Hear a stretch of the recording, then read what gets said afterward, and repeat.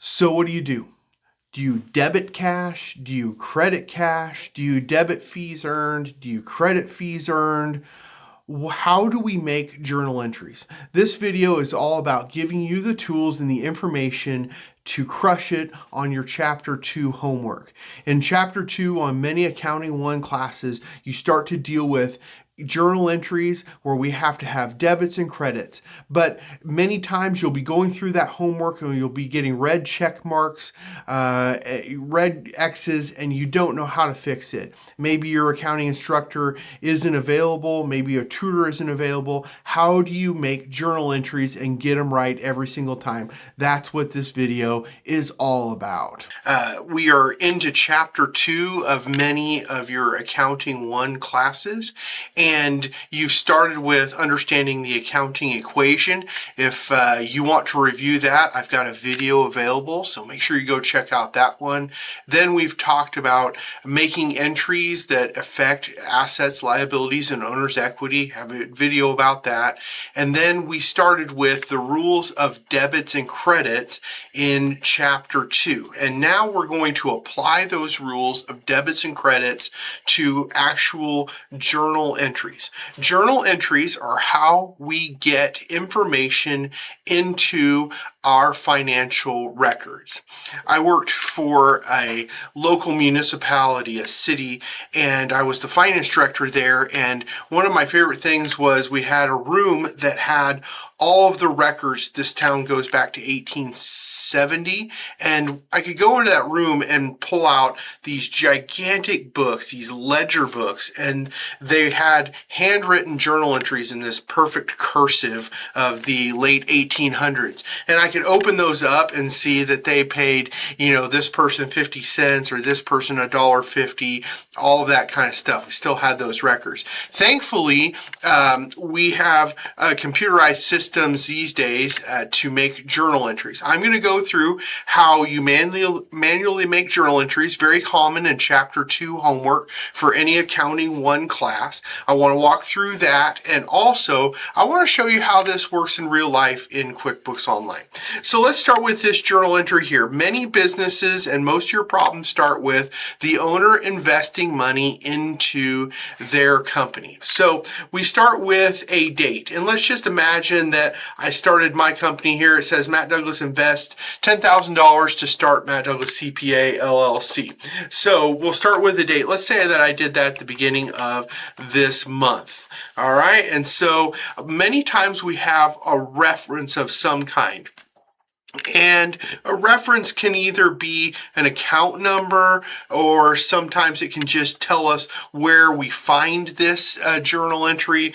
I'm just going to use a reference. We used to have individual folders for every journal entry when I worked in private accounting. And so this is the first journal entry of this month. And so the first thing we are looking at is, what are we going to debit? Well, Matt Douglas, I personally invest money into the business. And so that means that the business is getting more cash, is increasing in cash. And when we have an increase of an asset, that's a debit. So the debit here is going to be to cash for $10,000.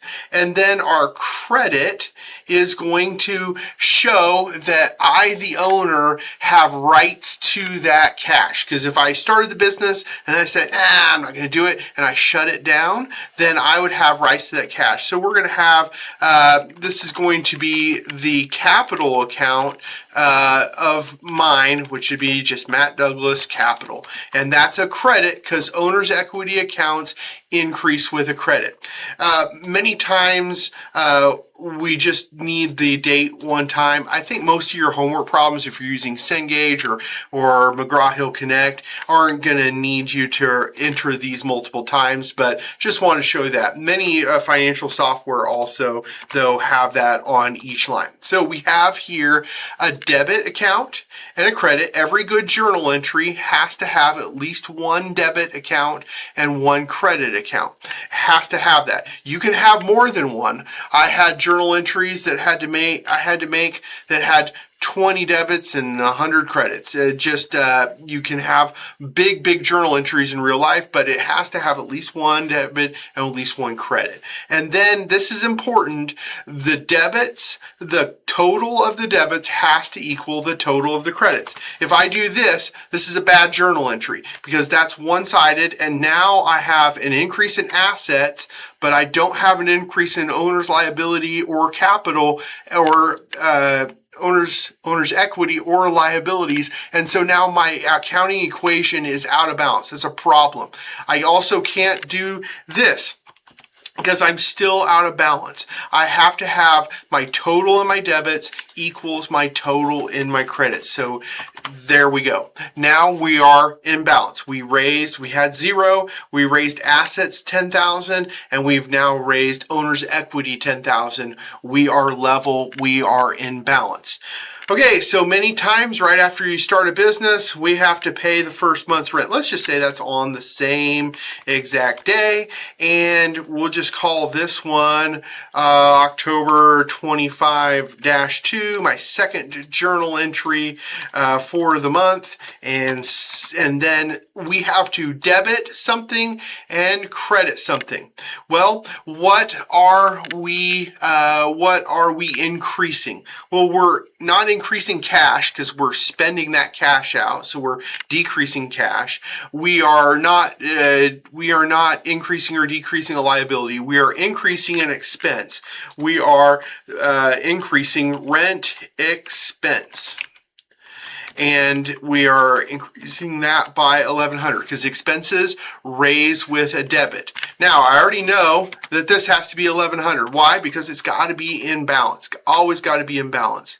So what am I using to pay this rent expense? What is decreasing as I pay this? Well, I would love to meet the landlord that would take an IOU for rent. If you live in an apartment, just try that. Go to your landlord and say, hey, instead of rent this month, I'm going to catch you later. So go ahead and put that on your accounts receivable. Not going to work. What do we pay it with? We have to pay it with cash. And so that decreases cash. So if we know here we started with 0 cash, then we had 10,000 in the cash account, and now we've just reduced it by 1,100. We now know that we have $8,900 in that cash account. Completed a tax return. You know, I'm in business, and this person came to me and said, I want the tax return done here before the deadline. Got it done. Great. Bill the client. In accounting, under generally accepted accounting principles, we have to record revenues when they are earned, regardless of when the cash is received. So what is my debit? Well, I'm not actually getting any cash. I billed Mary Jones, but they haven't sent me any money yet. So I have to record an asset called accounts receivable. Accounts receivable means that a client or customer owes me some money, but I have not received it yet. And so also in most of our Accounting 1 classes for a service business, we record a revenue called fees earned. Fees earned is the revenue account that we record. It always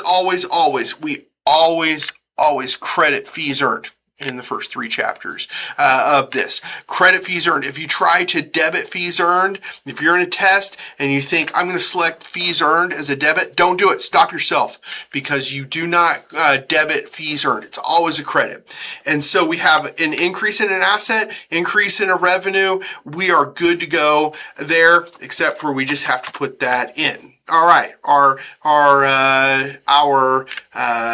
debits credits balance. Now, a little bit later, let's say that a few days later, Mary comes and pays me. Woohoo! One of my favorite parts about being in business, getting paid. I mean, I like to do work, but getting paid is definitely my favorite part. And so we get this payment. We are going to debit. What are we getting? If you said to yourself cash, you are correct. I debit cash for 500. And what do I credit? Well, if I credit fees earned, that's wrong because I haven't earned more revenue from Mary Jones. I've already recorded the revenue that I got from her. And so what I do need to do is I need to credit accounts receivable. Why do I need to credit that? Because right now I have a $500 balance that she owes me. And if I fail to make this entry, or if I just go deposit the money in the bank, then my books are going to say that she still owes me. And that's going to be a major problem when I go run bills, because they're going to have paid me and I'm going to send them another bill. One sure way to make your customers mad at you, make your clients mad at you, is to send them a bill for something they've already paid. That is not going to work. So we got to make sure we record that in our accounting system here, the $500. And now we increased accounts receivable $500, and then we decreased it back to zero with a credit. Good deal. Now, let me show you how this actually looks in QuickBooks, because this is actually my company's QuickBooks here, QuickBooks Online, and this is what the screen looks like.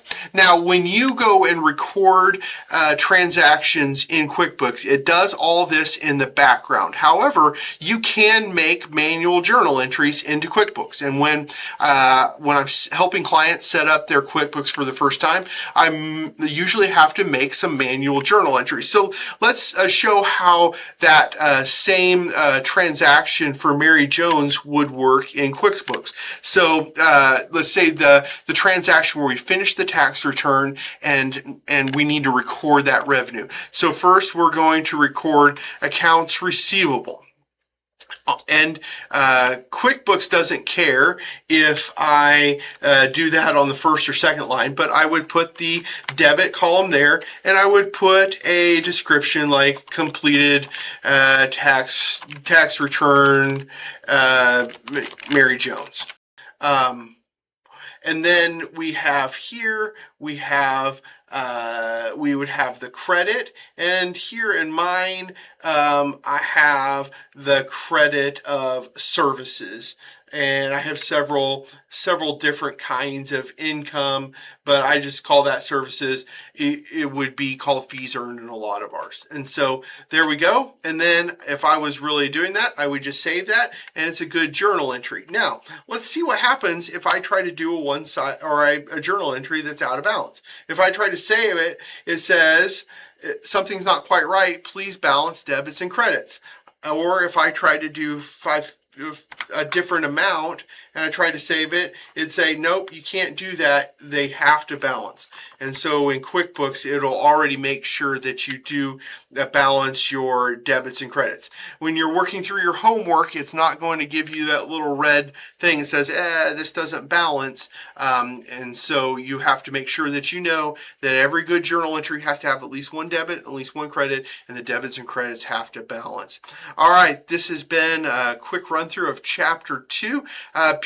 Please like and subscribe to my channel so you can get more information about accounting. And I am here to make sure that you do well in your accounting class, pass, get an A, and go on to have a really successful career in business. Thank you.